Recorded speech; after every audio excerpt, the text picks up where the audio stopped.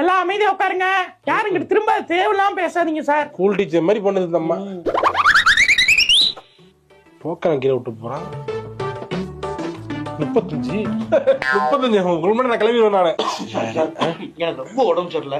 3 token தானே 38 நீங்க வாங்கிட்டு உட்காந்து வா. 35 மேடம் நான் இருக்கு இந்த வந்துட்டேங்க. என் டோக்கன் நீங்க வச்சுக்கோங்க. ஓகேவா? என்ஜாய் பண்ணுங்க. எங்க வர்ற? ஏமா 35 உள்ள போயிட்டாரு போங்க. இது என்னது? இது 53. 53 ஐயோ 53 சார். இப்படி பார்த்தா 35 நினைச்சேன் சார் நானு.